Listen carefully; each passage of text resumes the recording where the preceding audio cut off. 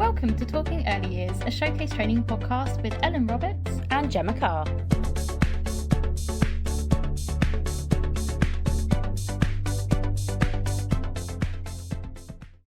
Hello and welcome to today's Talking Early Years podcast. On this episode, we are going to be discussing transitions. Hi, How Hannah. are you?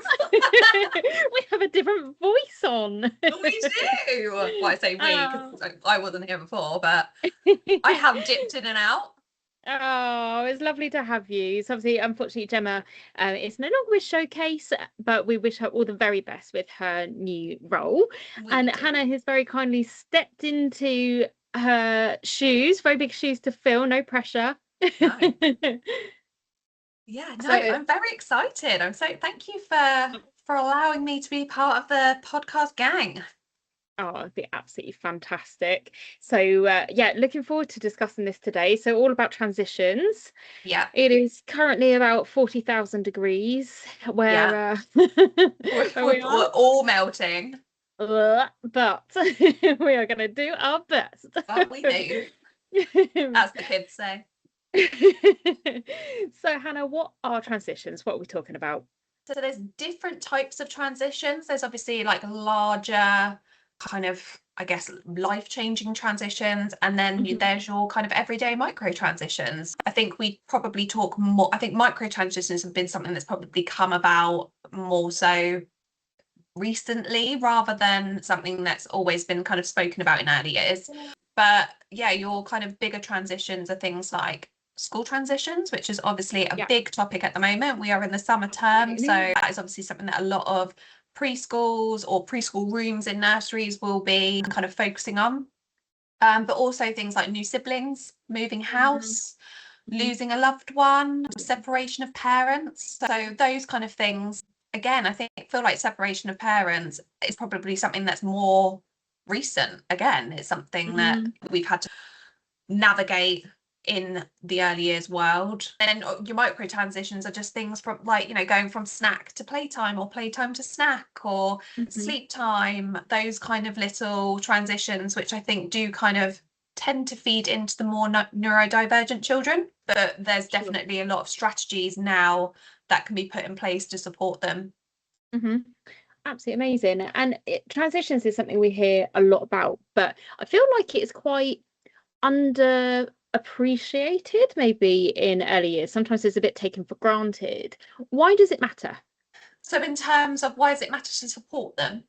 Yeah. Because if you think about a child who has never had to deal with, let's say, moving house, has never come across that, they're already trying to deal with things like co-regulating and self-regulating. So to try and then combat something as huge as moving from your safe space to managing your emotions with that, it's definitely something that all settings need to be mindful of.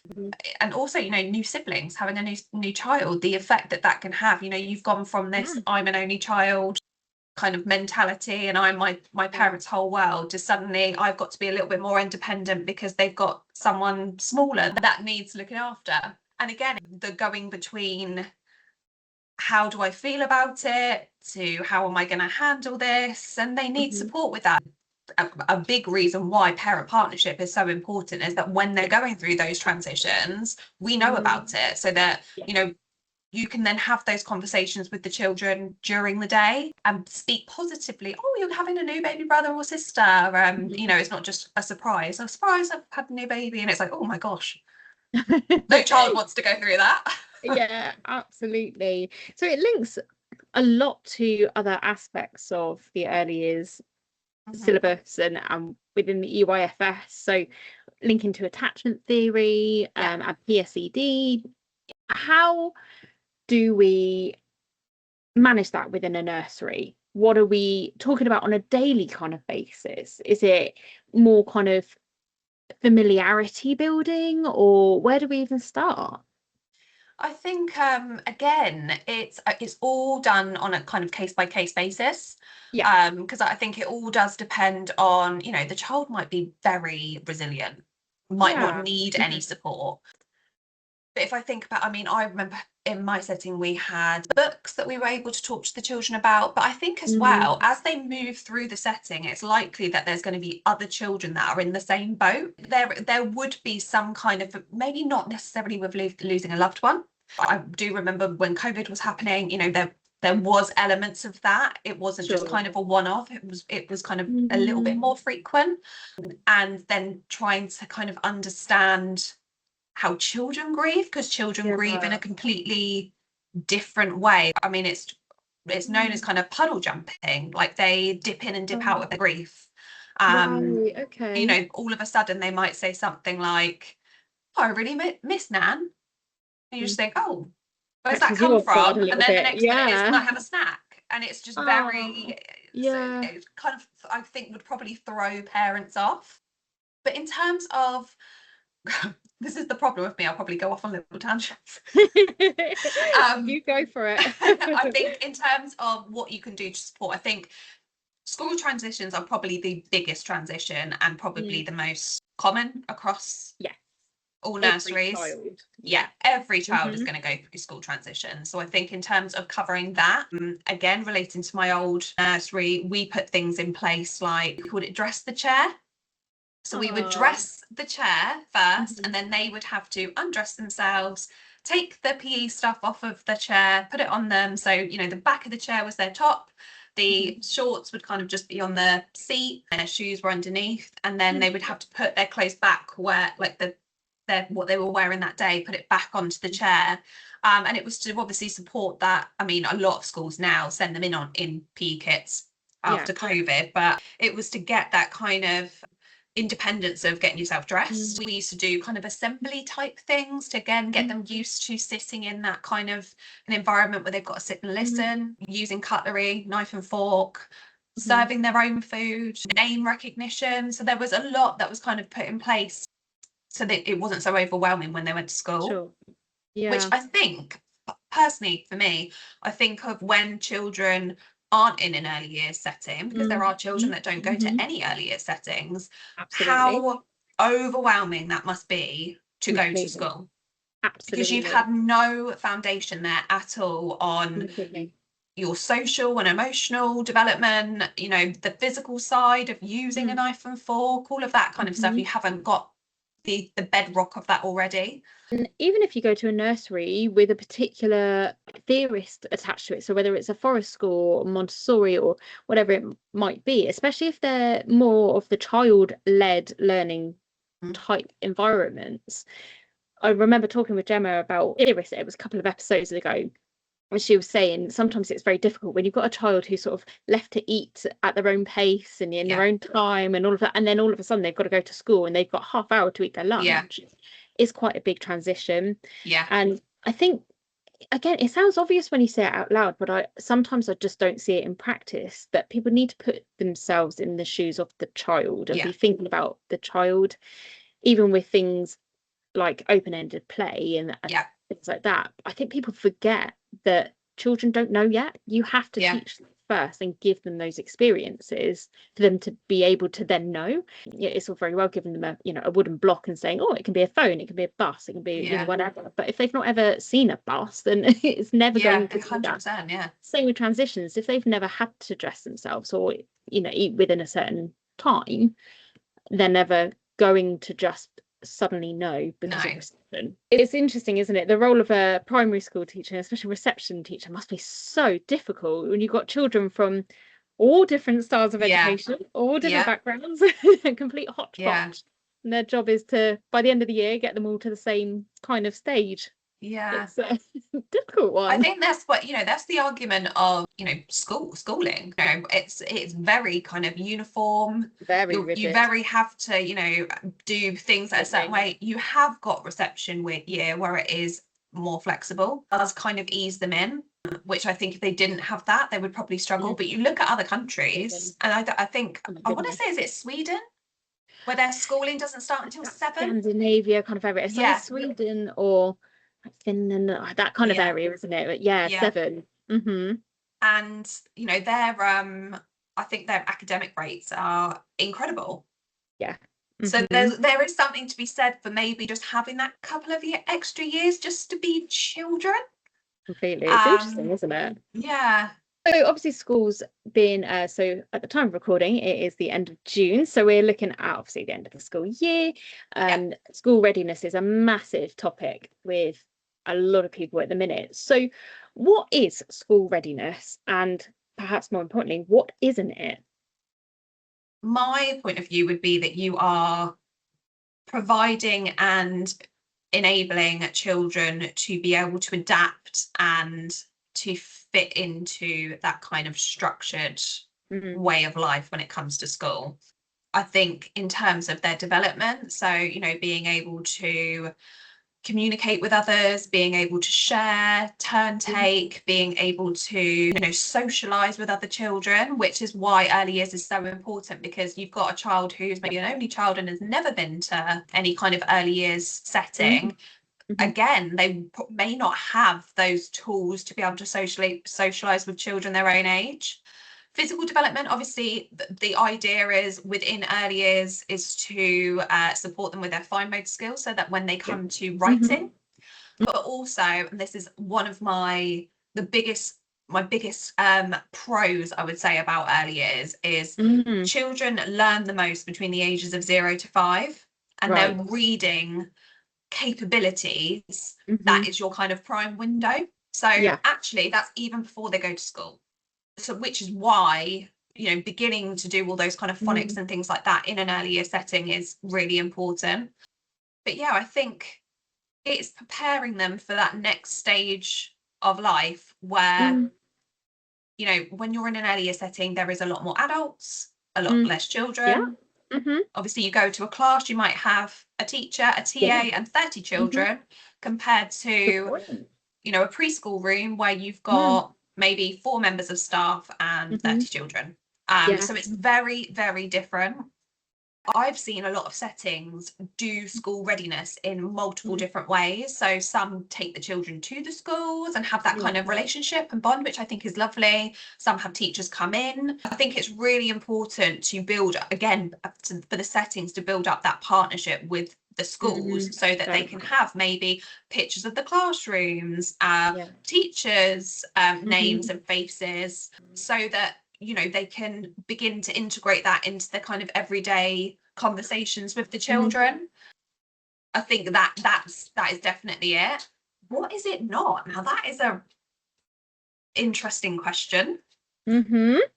My Um, thinking there with the question to you is I see a lot, again, I sit slightly on the periphery. I'm not directly delivering, but I go into different nurseries and see different things and some really good practice, even things like having words up on the wall around them, surrounding them with language, and having some of those softer, or what do we see as softer skills, but even making them aware that there's more children vying for the attention yeah, of the adult and those kind of things.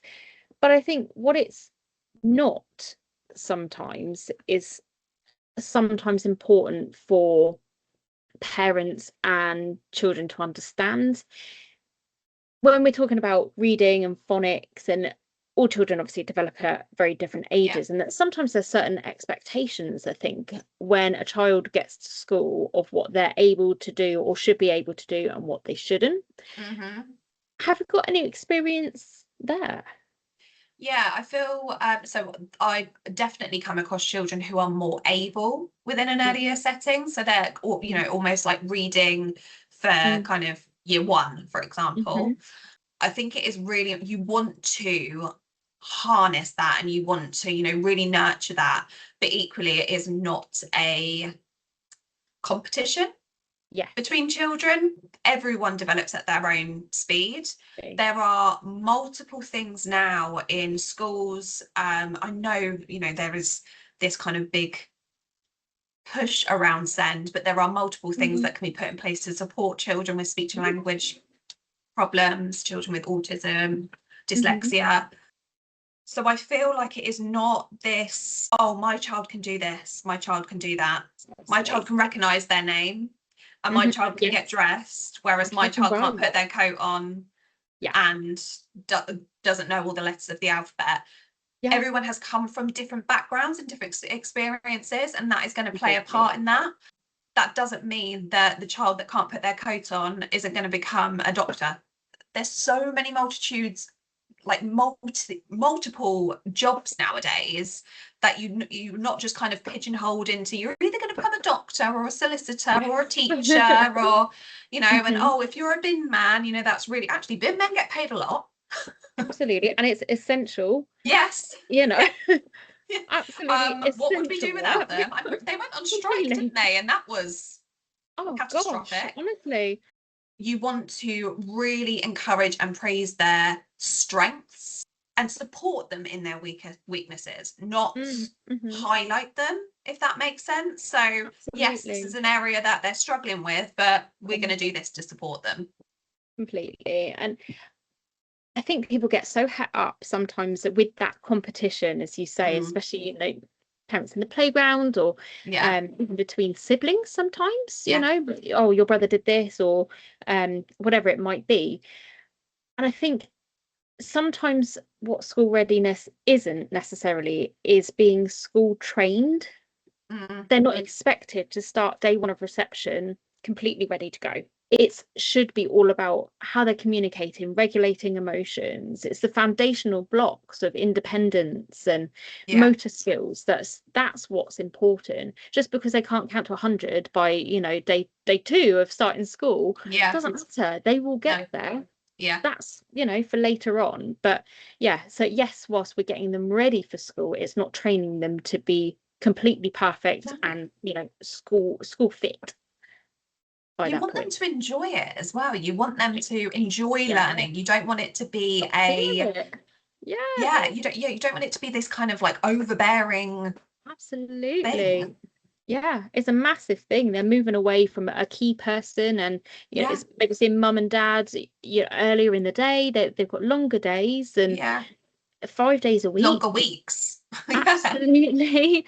With, you know, their key person is now a teacher with 30 other children. That's a massive change to attachment. So it must be such a scary time for an individual. They're moving to a class where they may not have their friends as well, or they certainly won't know everybody. So again, it's making sure that independence and emotional development is prioritized, really, I would say, over academic development. Sending them to earlier settings and being able to build those foundations is so important for them to have that kind of resilience and capability to they've already had that experience of transitions, changing rooms, you know, that kind of thing. By the time they get to school, it's only one more transition. Whereas if they haven't got that, it's a bigger step, I would say, in my opinion. So you mentioned about role of play earlier with dressing the chair, which I love that. That's a really nice idea. What is the role of play then within early years and in the context of transitions? So we obviously know through different theorists and research that children learn through play. You know, that you can't sit a 4-year-old down and give them a textbook and get them to learn that way. They develop their understanding of the world and different concepts through their play. You see that in their role play. You know, it could be they're making dinner in the role play kitchen, and you know, suddenly they say something that they've definitely heard at home, you know, like, oh, sweetheart, can you go and get the washing in for me or something? And you think they've definitely picked that up from mum. And it's though that they are making sense of the world. And you know, that's not just role. I think role play is really important for that social emotional side of things, I think, and the imagination side of things, because you know, it's the whole children playing with babies because they've seen, you know, their little brothers come along, and it's like, oh, I've seen that and I want to kind of emulate that. But also it's a avenue into incorporating phonics, incorporating numbers. You can take and go outside and use, you know, leaves and sticks and all of that, and you can turn it into a learning experience. It doesn't have to be shoved down their throats. Absolutely. It can be very natural and just organic. It doesn't have to be, like I say, you sat in a classroom, textbooks, you're all in a line. That's not what early years is. Absolutely. And I very much am of the school of thought that not so much primary school, because I think it does naturally continue more in primary school, but certainly towards secondary school and beyond, we almost forget that about bringing teaching to life. We talk obviously in Showcase about pedagogy, and our tutors are very well trained in pedagogy, and we quite often look at how can we do things differently. Can we build physical resources for this, especially for maths and English? It's sometimes sitting and watching a video isn't for everybody, and that's completely fine. And I think a lot of people, a lot of educators at whatever level can look to the early years for a bit of inspiration there, of looking outside of the box, taking an interest of that person and then translating it into that topic, and shoving it down their throats, as you say. There's a lot of different ways that we speak to the government. Yeah, completely. Get them in and I think this is the thing. It's been an institution that's been around for so many years, and there's so many people that are very much on the school of thought of it doesn't, the exams for me that's my daughter's just been through her SATs, and I just said to her, I'm not concerned, because this isn't for you. This isn't something that you are going to take and put on your CV. No one cares about what you did in year 6. This is purely for the school to, benchmark them against other schools. And I don't think that's fair. I think that's unwanted and unnecessary pressure for an 11-year-old. I do understand that you've got to look at the schools and look at who's doing well and what they're doing, but there's different ways of doing that. Absolutely. And I think of the children as well, there's different ways to assess individuals. The irony is never lost on me. I know I've said it before, and I'll say it till I'm blue in the face, that we are in a vocational style of education. It's apprenticeships, it's on the job, but yet we have exams attached to it. And the irony is just never lost on me for that. Why can't it be coursework or demonstration of skills in another way that is far more practical and applicable to normal life? And that's how you build knowledge that stays with you for years and years and years. It's not just a short-term memory thing where they've learned something to pass the exam. As soon as that's done, it's gone. Which again is why early years is so important, because it's so hands-on. It's not that kind of you're not revising, you are just repeating different concepts, whether that's role playing out something in the role play area, or whether it's drawing a particular picture and you're just practicing your circles, for example. It's embedding it in a more holistic way. Absolutely. If you've truly learned something, you shouldn't need to revise it. No. So if you are having to revise it, then, or having to encourage somebody else to revise something to learn it, then you may need to look at your teaching style, because actually that's not made a permanent change in that person's brain for them to fully understand it in a way to remember it. So interesting. I like that. Yeah, well, when you think back to your own, obviously we're in an adult brain, and things that you remember from school, there's certain things that you absolutely remember, and it's usually linked to a teacher doing things in a different way. So I remember learning physics and watching my teacher cycle round a roundabout, and he was talking to us all about centrifugal force and all of this, and I remember it because I've read about it, I've seen it, I've experienced it, I've learned in so many different ways about this one topic. But ask me something about tensile forces, not a clue. No. I can't remember that. See, I feel like English for me, where it was we were acting it out, or we were reading a script type of thing and learning about whether it was Macbeth or I remember we did something on Shrek and all those kind of things. That was interesting to me. Maths was just and because you've probably not had the experience to learn it, not just be delivered it. Delivery and learning are two very different things. It's a very 100%. Common issue, especially in secondary school. I think it's there's so many pressures around teachers and the rate of delivery and the size of classrooms and things like that. I'm not entirely convinced the current setup will allow that more free style of education. However, it's a theoretical side point that I think early years does incredibly well. 100%. I agree with that. So why does readiness look different for every child then? What happens in that 0 to 5 seems to be quite a small window, really, because we're setting them up for 5 to 95. from that point, why is that small window so different for every child? So obviously every child comes to an earlier setting with completely different experiences.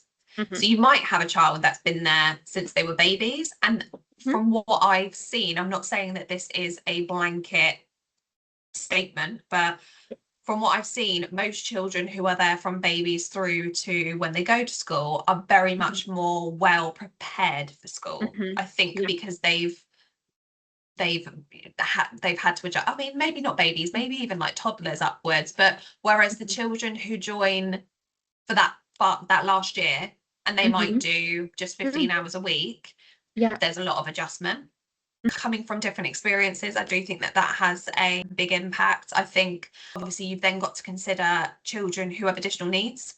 I think that the aim is, especially for children who have, say, they're more on the severe side and will definitely need support and reasonable adjustments when it comes to school, as long as that EHCP is in place for them when they go to school. But I mean, I take my hat off to, you know, Senkos who are really, you know, pushing for that, because they know that child best as well as the parent. But it is a hard slog to get it. So a lot of children might go through reception without getting that. So that can be difficult.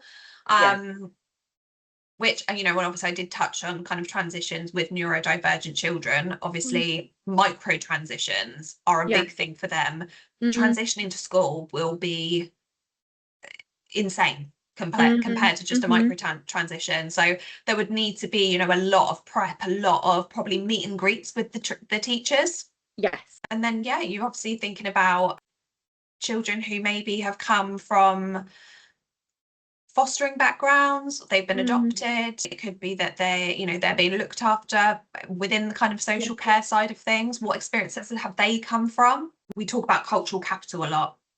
In terms of, you know, what are the experiences and the capital that they are bringing with them, and what can we do what can we give them that will exemplify that? Is that the right word? Amplify it. But we aren't superheroes. I keep saying we like I'm still working in a setting, but you know, they aren't superheroes. There is, and I could get on my soapbox and say, you know, absolutely they do their absolute best, but they are not paid enough. You know, there's obviously ratios to consider, retention, all of that kind of stuff. But I do think that they put the most love and passion. Most childcare providers and practitioners love what they do and have a passion for what they do, and it's got nothing to do with all of the other stuff. So I do think that preparing them is something that they really kind of take to heart and really kind of nurture, just ensure that, you know, they've got all those tools. However, like I say, that there's children that come from an array of different backgrounds that absolutely they may not have come across before. It would be interesting to speak to a primary and a secondary school teacher on the podcast, actually, about how much training and investment really goes into transitions at an old age. I mean, obviously, the older you get, the less support you need, of course, because you've got experience, you know how to do that. But even just thinking then about, as a practitioner, that transition from being around that child every day to them no longer being seen again, really, you might hear an update or two from the parents, but otherwise that's they're off, you know, they've fled the nest. And that's a massive thing to get used to, especially if you're coming into early years with the viewpoint that you love helping children, you love being around children and that childcare education.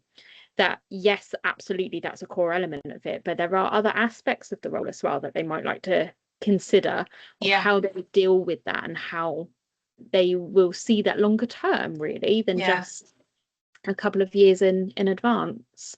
It's interesting, isn't it, when we start talking about it, how you think about it slightly differently.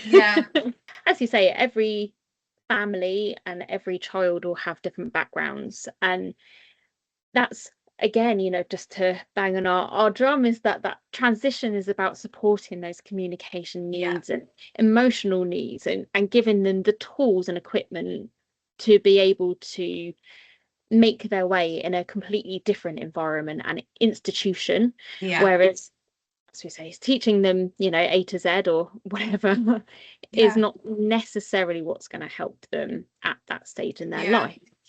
They are far more likely to learn by doing that rather than have to keep going back to something in revising. Yes, refresh their memory, and like we were saying earlier with maths or whatever, if you can go back and refresh your memory, of course, if you're not using it every day, you're probably going to need to what we call revision. But if your revision is just learning it again every single time, it's not been taught properly, and that's with children, there's time to sit down and teach them academically, but this is the moment to teach them things for life.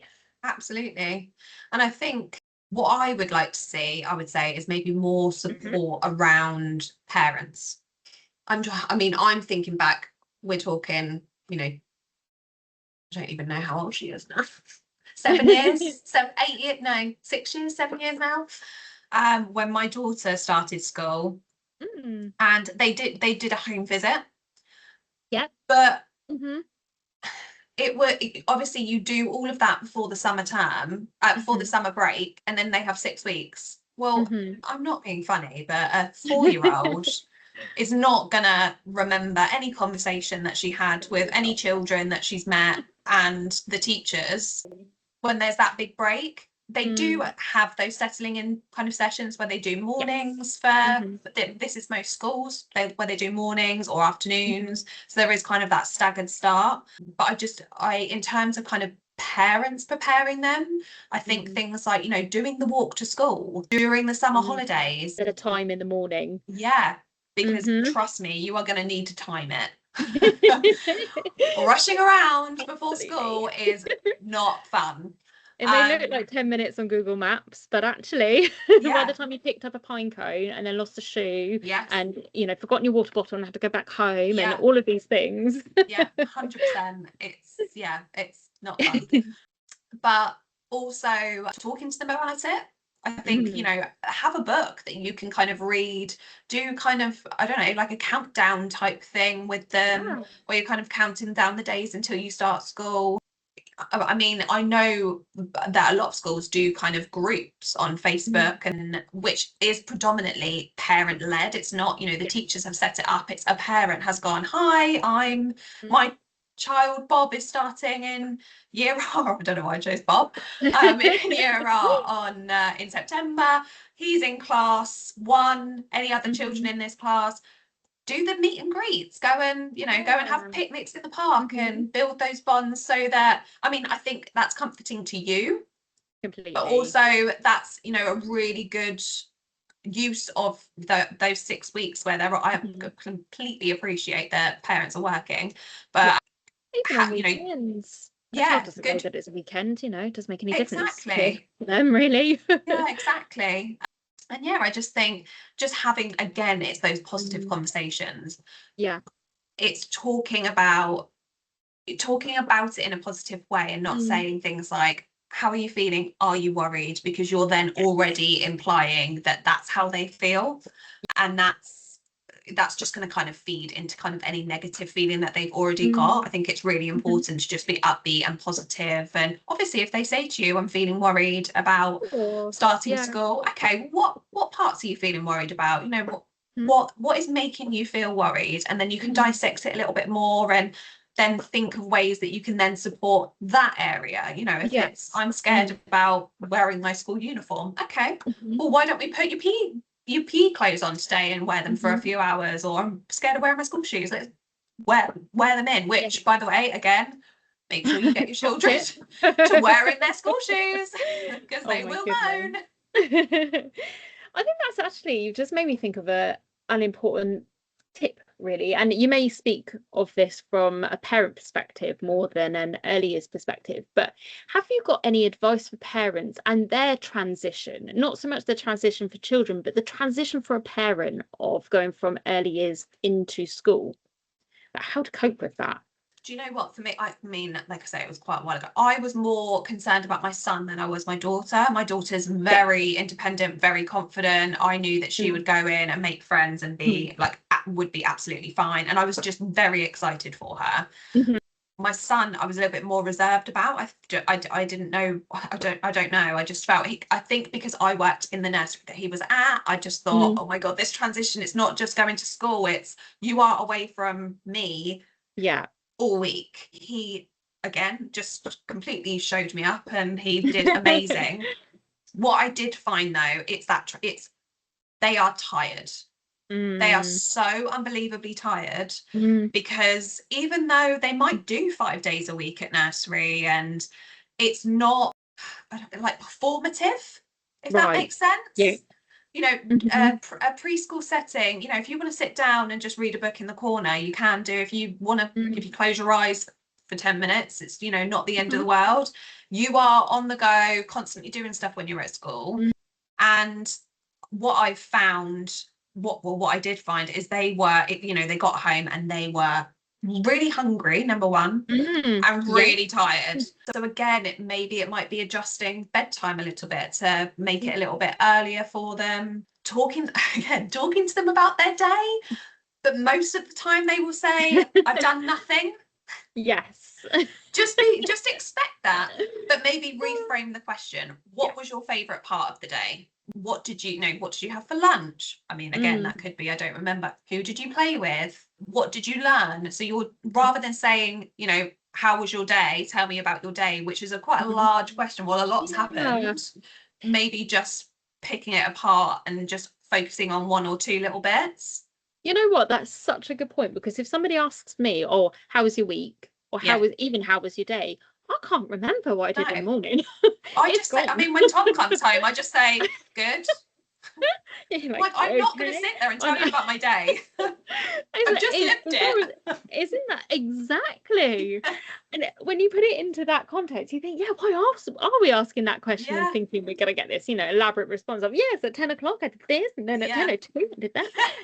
Actually, no, What did you have for lunch? Who did you play with? How was maths today? I don't know why maths is on my brain, but much more specific and answerable questions as well for that individual. So in setting then, talking to our practitioners, listening to our podcast today, how can we support in setting?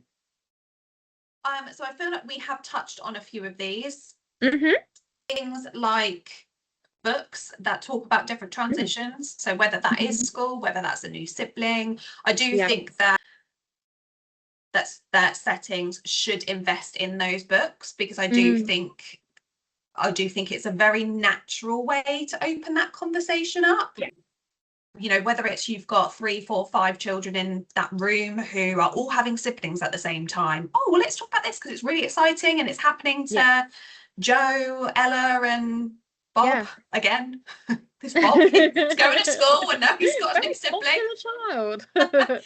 And so I do think books. The reason why I bring that up is because when I was at my setting, there was a child who had lost a loved one. So we did have a book that was about grieving.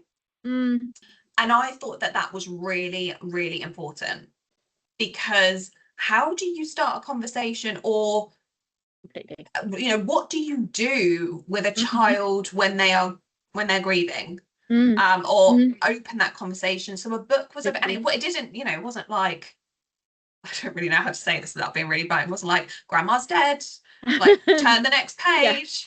It was something like, it was like 2 bears, and they were going on this little journey, and then at the end one of the bears had to say goodbye to the other bear, and it was really I really wish I could remember what the name was. It was really lovely, but it had so many good themes that you could kind of touch on. I do think books are, I mean, again, big advocate of books and reading to children before the age of 5.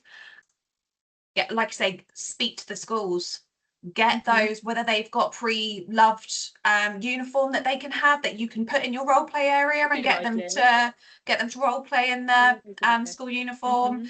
Pictures of the classrooms, pictures of the teachers. Invite them in. You know, I know they have to do their routine visit, and I'm sure they probably don't have enough time, but you know, if you can get them to come in and spend an afternoon with the children. I mean, again, kind of what we've touched on, you know, name recognition, being able to put their coats on, toileting, all of those kind of things that are very natural that we kind of do in our practice anyway. But I think the focus gets kind of turned as we go into kind of after the Easter holidays, kind of a little bit more prominence on those, just to kind of support them with it. But equally knowing that every child learns in completely different and unique ways, and they will eventually get it.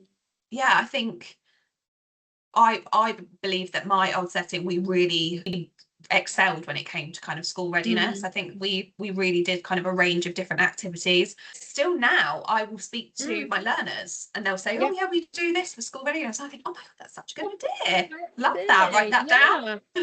Even one of our learners, they have like a meeting between them as practitioners and the school and the teachers, and it's nothing really to do with even the children, but it's about understanding the school, the values of the school, whether they have assembly every morning, or do they sing hymns, or is it more open-ended, is it a church school or not, or whatever it might be, so that they understand the expectation and requirements from that level to then be able to translate it over to the children as well.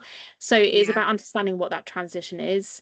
I absolutely agree. It's got to be a two-way partnership. It can't be, please come in and talk to us and oh, we're too busy, we're doing everything. There's got to be some kind of, I was going to say like a contract kind of, every year in June we are going to come together and just talk about the culture within our school and the culture within our nursery. In our nursery, absolutely. So the teacher knows what to expect from those children as well, whether you do phonics or not, or whether you're a forest school or not, whatever it might be, they know what they're starting with for those children as well. I think what you say about books is absolutely imperative for several reasons. I think books allow children to digest things at their own pace, but they also leave it open-ended enough. Obviously, we're not expecting children to read words. We're looking at pictures and images, and it starts that imaginative process as well. So there's an open-ended interpretation from a book for that child to make sense of it in their own way, regardless of background or influence or whatever it might be. And sometimes, in not even just transitions, but in just life, the way that children piece things together, and you think, actually, where has that come from? But they, I still get that. Think, I still get that with my children. I'm just like, where has that come from? You think, oh no, that's not how it works. But it gives them that opportunity to start building those blocks for themselves. I also think books introduce a viewpoint or a voice from an experience perspective, because I think in life it always makes you feel better, especially if you're going through something that's scary or upsetting, to speak to somebody that's already been through it, because they can not only give you tips on how to deal with it, but they can also show you the outcome of it as well, or after that event. But obviously with children you can't massively do that. Maybe you could get a year one child to come into the preschool and talk to them, maybe, I don't know, but on a more practical level, I think books give them that voice of experience, where the books are often in present tense and then past. It's really interesting that you've said that, because as I've said, my daughter is going to secondary school in September, so again a big transition, obviously kind of out of our age range that we tend to work with, but she actually got a book called it was my last year, I want to say, which was all about this child who was having their last year in primary school. So they were reading it in the school and she wanted to have it at home.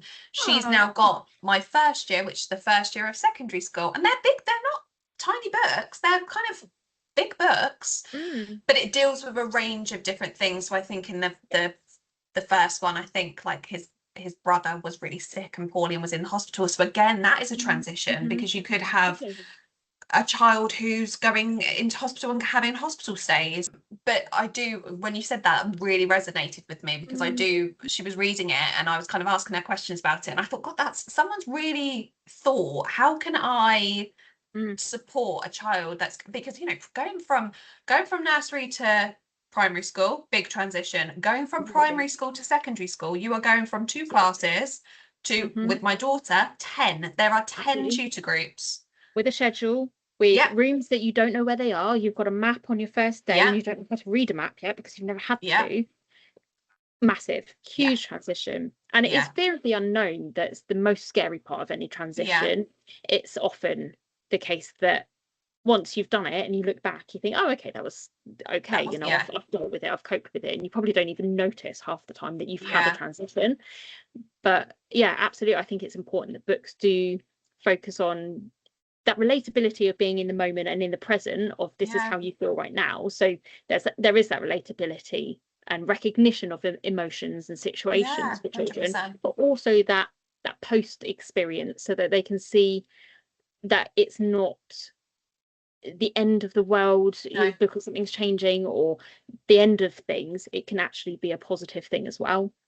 Equally though, if it is a negative thing, so for example, if it is, dealing with bereavement or family breakups and things like that, in recognizing that that is a bad thing, and that's okay to feel sad about it and have a negative experience and build resilience. It doesn't have to be, turning everything into a positive either. Yeah, absolutely. So part of it is getting them readiness for real world life.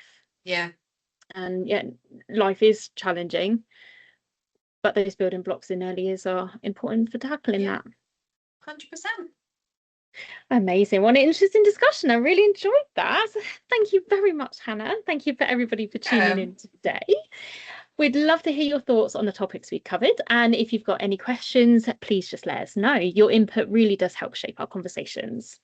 Don't forget to like, share and follow this podcast to stay updated. And as always, let's keep the conversation going about early years.